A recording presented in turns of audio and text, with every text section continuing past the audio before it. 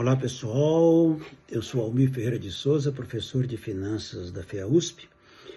Peço a gentileza para um resumo, uma resenha que pretendo fazer da terceira edição do livro Planejamento Financeiro Pessoal e Gestão do Patrimônio, que tive o prazer e a honra de coordenar com o professor Ricardo Humberto Rocha. Mas antes de falar especificamente da obra, eu devo fazer uma pequena contextualização, preciso fazer, e peço a gentileza da sua atenção para isto. Ele é um livro de finanças, especificamente de finanças pessoais, e essa contextualização é oportuna. Que é o seguinte, as necessidades, como todos sabemos, as necessidades humanas básicas, com alimentação, habitação, vestuário, higiene, transporte, educação, saúde e lazer, elas nascem com o ser humano e acompanham o ser humano até seus últimos dias. Vamos considerar a hipótese de um ser humano, nos dias atuais, que ele consiga viver 100 anos. E vamos segmentar esses 100 anos em 3 pedaços, em 3 fases da vida. A primeira fase, até os 20 anos, a segunda fase dos 21 aos 70 anos e a terceira fase dos 71 aos 100 anos. Bem, até os 20 anos, a pessoa humana está se preparando para a vida. O pouco que eventualmente vem a ganhar não dá nem para seu sustento. Seguramente é inferior às suas demandas, às suas necessidades básicas, né? Dos 21 aos 70, a pessoa começa efetivamente a trabalhar, a desenvolver profissionalmente, e é o período em que ele consegue efetivamente fazer a sua vida profissional, acadêmica e assim sucessivamente. E dos 71 anos em diante, até os 100 anos, é onde vem a sonhada aposentadoria. É quando o ser humano realmente vai, então, parar ou prosseguir ainda. Hoje muitos prosseguem após os 71 anos, né? Portanto, a pessoa tem 50 anos, dos 21 aos 70, para administrar plenamente a sua vida com relação ao quanto ele possa ganhar, quanto ele vai gastar e quanto ele eventualmente venha a reservar. Reservar, quer dizer, poupando e investindo essas reservas, né? Para viver condignamente. Veja bem, ele vai durante esses 50 anos produzir e gerar reservas para ele se manter durante os 50 anos produtivos e os 30 anos subsequentes aos 70 anos de idade, portanto 70 anos de vida. Mantendo depois dos 70 anos, naturalmente, todas as mesmas necessidades básicas, para alimentação, habitação, vestuário, higiene, transporte, educação, saúde e lazer. Claro, alguém pode dizer, bem, ele aí depois dos 71, ele já não tem mais a mesma demanda de transporte, a mesma demanda com educação. Ok, tudo bem, mas tem mais com saúde, tem mais com lazer, agora tem mais tempo, portanto, ele precisa efetivamente das mesmas importâncias para exercício das suas necessidades básicas. Outro aspecto que eu acho importante fazer ainda nessa contextualização é que todo e qualquer recurso que um ser humano gaste, ele tem esse recurso vindo de 2 origens. Ou é dinheiro dele próprio, ou é dinheiro de terceiros. E quando ele gasta esse recurso, ele gasta para produzir satisfação para si ou também para terceiros. Neste caso, nós vamos encontrar 2 origens, 2 aplicações, portanto, dá 4 combinações aí no caso. A primeira combinação é quando a pessoa vem a produzir satisfação de terceiros com recursos próprios. Ora, qual é a postura predominante desta pessoa? É uma postura de comedimento. Ele não vai produzir exacerbadas satisfações de terceiros com recursos próprios, não é? Então, ele é relativamente comedido. A segunda combinação é quando ele vai produzir satisfação de terceiros com recursos de terceiros. O agente, é um intermediário, é um gestor. Isso se aprende muito bem nos cursos de administração, de gestão e assim sucessivamente. A terceira combinação é quando ele está para produzir satisfação própria com recursos próprios. A postura predominante desta pessoa, obviamente, é uma postura de racionalidade. Ele não vai produzir, ele não vai ao mercado ou à feira, compra 3, 4 melancias para si e para sua família. Quando muito, ele compra uma, não é? Porque ele não vai consumir tudo isso. Então, ele é predominantemente racional. E a quarta e última combinação da pessoa que produz agora satisfação própria com recursos de terceiros. Esta combinação é onde está, naturalmente, o perigo, porque tem o perigo aí da armadilha da figura humana cair na armadilha do assodamento. O que seria essa armadilha do assodamento? É justamente cair no superendividamento, um afã de exacerbar na sua satisfação, buscando dinheiro a todo custo e com qualquer, digamos, situação de endividamento, e acaba perdendo o controle desse endividamento com toda a perda e todos os malefícios reflexos decorrentes. Quais são esses malefícios e esses reflexos negativos decorrentes? Perda da liberdade, perda da autoestima, perda dos relacionamentos sociais e até familiares, né? Perda da saúde, a pessoa vai somatizando tudo e perde a saúde, e várias outras perdas decorrentes de tudo isto.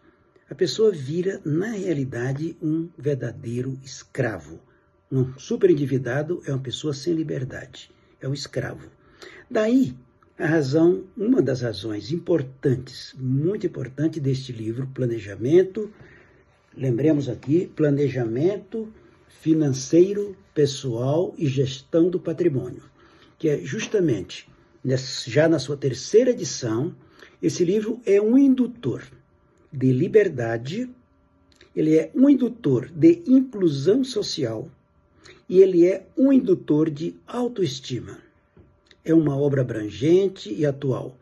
Ele é uma obra que propõe orientar estudantes, profissionais do mercado financeiro e pessoas em geral que estejam interessadas em organizar bem as suas finanças. Quer dizer, a ideia de orientar essas pessoas a desenvolverem uma visão estruturada sobre a importância de formar e de administrar, de novo, bem o próprio patrimônio. O livro reúne renomados especialistas do mundo acadêmico, do mundo corporativo, com sólida formação acadêmica, ampla experiência profissional. Portanto, oferece o livro um conteúdo tecnicamente denso, robusto e, ao mesmo tempo, bem acessível ao leitor, né? É uma obra que se destaca também por apresentar uma abordagem integrada do planejamento financeiro pessoal, tratando temas sensíveis como o orçamento financeiro pessoal, o consumo consciente. Isso é um fator muito importante. Consumo consciente tem como fundamento a disciplina pessoal, não é? Investimento financeiro, crédito, seguro e previdência e até sucessão. O leitor ele é conduzido por uma sequência lógica que parte de um diagnóstico e vai até o desenho de estratégias patrimoniais de longo prazo para si e para sua família, não é? O livro também é um diferencial, tem um diferencial importante, por abordar aspectos, digamos assim, que influenciam diretamente a gestão financeira individual, proporcionando uma visão completa, prática do contexto brasileiro, na medida em que aborda aspectos relacionados à avaliação de riscos de aplicações financeiras, diversificação de carteira, aspectos tributários e até aspectos comportamentais, que é muito importante dentro do contexto do que a obra se propõe. Outro ponto muito forte é o caráter didático desta obra. Cada capítulo vem acompanhado de um quadro resumo, exemplo de situações reais e capítulos muito bem estruturados. É realmente uma obra muito importante que não pode faltar na sua estante e que você não deve apenas ler, deve estraçalhar, como eu costumo dizer para os meus alunos. Tornando o conteúdo, para quem está iniciando neste mundo e o conteúdo para aqueles que já estão iniciados neste fabuloso mundo das finanças. É um livro realmente fantástico. Finalmente, eu poderia dizer que o livro Planejamento Financeiro Pessoal e Gestão do Patrimônio, ele cumpre com excelência sua proposta de ser uma obra inclusiva, tá certo? E importante referência. Primeiro, tanto para curso de graduação e aqui quero me referir à graduação em administração, economia, contabilidade, até engenharia. Curso de pós-graduação lato sensu, de maneira geral, mas em especial, cursos generalistas, como, por exemplo, gestão empresarial, tá certo? Também MBAs, também de maneira geral e com mais assim, ênfase em cursos generalistas, como é o caso de gestão empresarial, que são cursos que procuram fazer com que o participante tenha uma visão do ambiente interno e externo da organização, uma visão 360 graus, né? E, finalmente, para todos que queiram, que tenham interesse em dominar a gestão do pilar financeiro de suas vidas, como um dos 3 importantes pilares de sustentação, não é, da vida humana. Quais são esses 3 pilares de sustentação da vida humana? Eu vou citar um a um. O primeiro deles é o pilar do fator tempo. É preciso, todo ser humano precisa dominar plenamente esse pilar, o fator tempo. Por quê?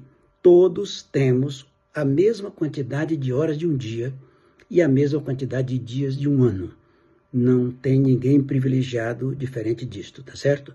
Portanto, assim como nós hoje somos resultado das escolhas que fizemos no passado, nós seremos no futuro o resultado das escolhas que venhamos fazer no presente, com relação ao uso do tempo, tá certo? Então, esse pilar é um pilar fantástico que nós não podemos no futuro nos queixar que alguém tem mais sorte do que nós, ou que nós tenhamos mais sorte do que alguém, porque todos temos a mesma disponibilidade de tempo para a vida.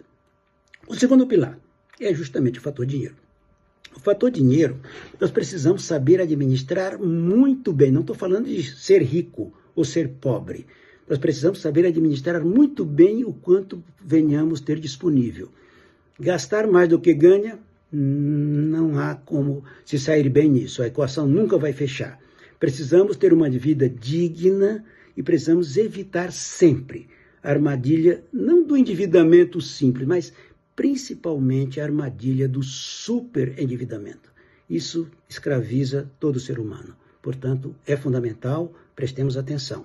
E o terceiro pilar, que temos que administrar muito, muito, muito bem, é justamente o pilar que nós chamamos fator emoções.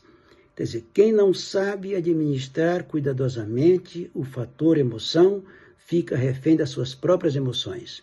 Portanto, nós precisamos ter autocontrole, ter inteligência social e ter suficiente destreza social. Senão, vamos ficar, de novo, refém das nossas próprias emoções. E aí é um outro tipo de escravidão em que nós somos, ao mesmo tempo, o explorador e o explorado, porque perdemos o controle das nossas emoções. Portanto, todos precisamos dominar plenamente essas 3 que eu chamo carinhosamente de 3 bestas feras da vida, que será, ou nós temos que dominá-las muito bem, ou seremos dominados por elas. Não há alternativa, ou uma coisa ou outra, isso é um trade-off. Então, de forma bem resumida, a proposta deste livro é ajudar, com todos os aspectos que foram mencionados, por um excelente grupo de profissionais que ajudou a construir esse livro, é ajudar a que todos os leitores venham dominar muito bem essa besta fera que nós mencionamos como sendo o fator dinheiro na vida do leitor, na vida de todos nós. Portanto, eu quero desejar boa sorte ao leitor. Muito obrigado por ter visto esse vídeo até o fim, se é que de fato viu, e um forte abraço.